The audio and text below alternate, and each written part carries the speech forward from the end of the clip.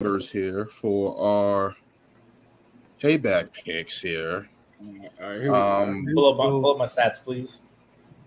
Pull up my historic run. Numbers. My historic run. Lewis is at a whopping 36-11. Brian is at 28-19, and I'm at 26-20. Like you said earlier, Dan.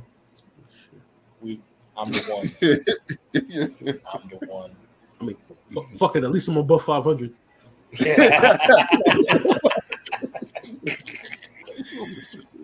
Just trying to make the playoffs in these picks. That's exactly. Yeah, I'm just trying to get that 10th spot in the play-in. Oh, shit. Get to the play-in. We never know what happens. Might get to the finals. I get an opportunity. Yeah. Might get to the finals. But we can get into our picks here. Let's get into the first match that's on what was on Wikipedia. Becky Lynch. Actually, this one's gonna be tough to predict after the main event of Raw, how that ended. Didn't she win? Yeah, Becky won. Yeah. So it's like yeah. So I mean, again, this has been a long brewing feud since probably after WrestleMania. Becky Lynch and Trish Stratus trading wins, attacking each other. Zoe Stark being in the middle of all of this, again taking an L in a no falls count anywhere match. Just this feud has not been hitting, as I've said before, and I've been saying for the past couple months. The only person that looks good to me in this whole thing has been Zoe Stark, has been able to work in different spots, been able to be involved, be the kind of like the muscle for Trish. But what do you guys think about this one? Who do you guys think got winning this? Hopefully, and I remember cage matches being the send-off for a feud, right? Like I remember playing the old WWF Attitude game. A grudge match. The last match was handled in the steel cage. So nitpicks is like, is this the last match? And I don't feel like it is. But who do you guys have winning this match? If Becky is, sorry, you can go, Brian. You want me to go? All right. The cringy women's feud in the WWE right now. I mean. It don't look so bad now, does it? No, that feud was just bad for a whole another reason. So, see, you flip the script on that one, you'll get better wrestling, but terrible promos. Yeah. So we saw the Raw main event with Becky Lynch beating Zoe Stark in that Falls Count Anywhere match. You would like to think that like Daniel said that this match will be the end all be all of this feud, so we can finally have like Becky move on. I'm actually seeing that. I guess apparently Tiffany Stratton, the NXT Women's Champion, has been mentioning Becky a lot in her promos recently, and I think at NXT's next PLE, I think people are predicting that Becky is actually going to face Tiffany Stratton. She's gonna get sent down. At No Mercy. yeah, at No Mercy. No Mercy. So I would hope with that news that would mean that we're coming to the end of this feud. Mm-hmm. But again, like I've said from the beginning, Lewis, when you begged and pleaded with WWE for them to end this feud, what did I say? It's still 2-on-1. It's a cage match. But it's a cage now you would match think now you would think Becky was able to avenge, kind of was able to win. She won 2-on-1 technically on Monday Night Raw, but you already know how WWE's booking is. In the PLE match, that's where it counts more. That's where supposedly it counts more. So therefore, even though it's a steel cage match, Zoe Stark is still going to have some involvement. That's the one thing about WWE's cage matches that I don't like compared to AEW's cage matches. The fact that it's either pinfall, submission, or escape the cage instead of it just being pinfall or submission. Yeah. But so because of that, I think this is going to continue. So I gotta go Trish Stratus on this one. This has to end. There's no reason why. Like, you're telling me you're gonna drag this out to another PLE? No thanks. Survivor Series. No. And like you said, like you just mentioned, if War games, exactly. If she's already getting called out, if she's already getting called out by someone in NXT, and that's gonna be a thing, this feud has to end. So I'm easily going Becky. Or is that an olive branch for it to continue? No, because you know what?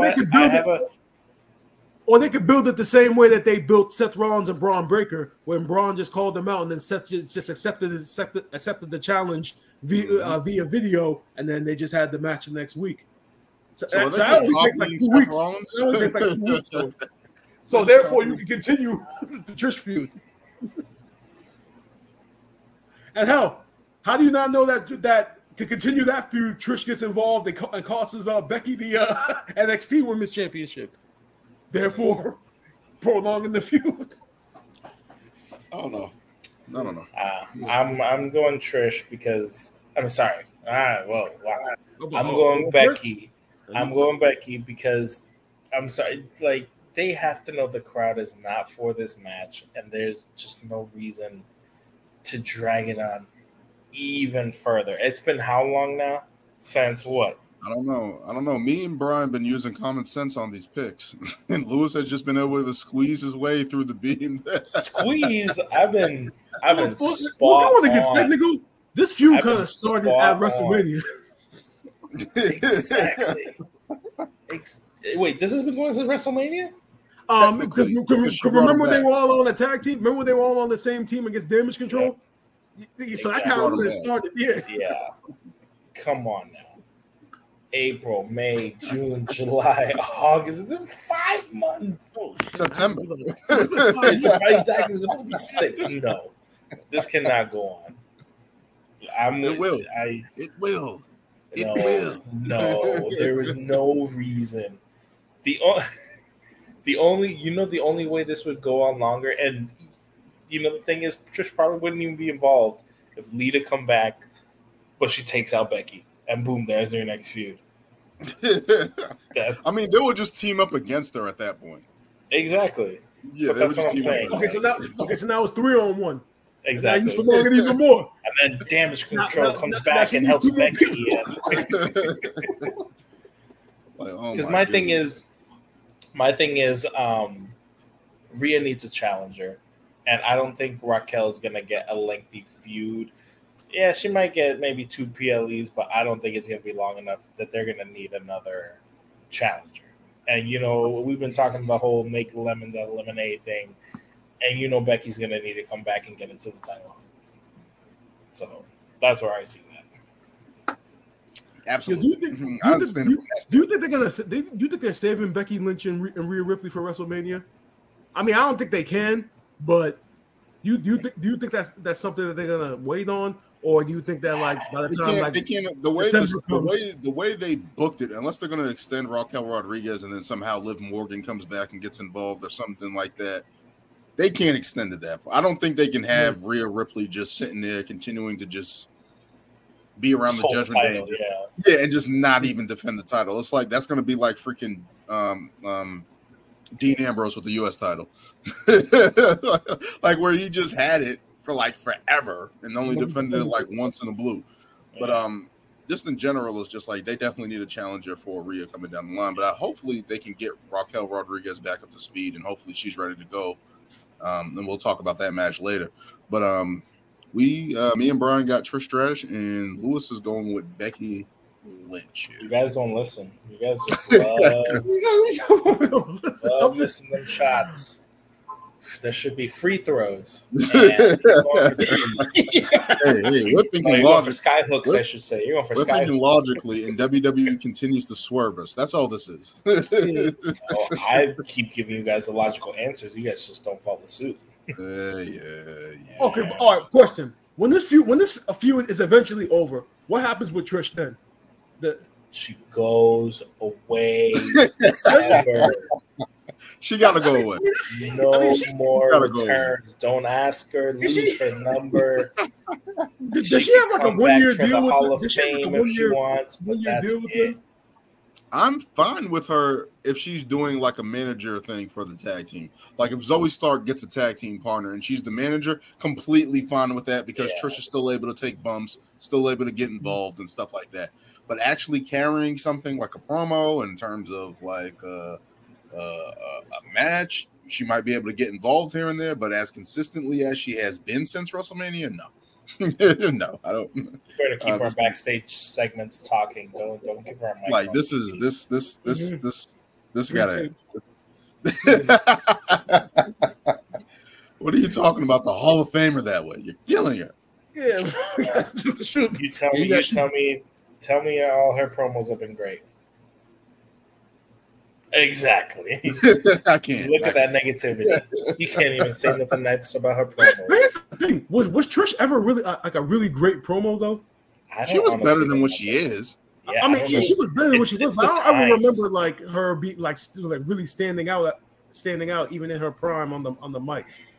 Like she was at least dastardly. Like I actually believe that she was evil. And I feel like they didn't get a lot of mic time like that back then. They didn't, but at least in her little short, quick hit promos, like she was at least straight to the point. She was dastardly. Yeah. She would play to the mic well, like play to the audience and stuff like that. Now it's just like you're kind of at a place and you haven't really been able to find your footing, and it's like this needs to end. long story short, this needs to end. We can get into the next match that was on Wikipedia, of course. I'm just going in order. We got Seth Rollins versus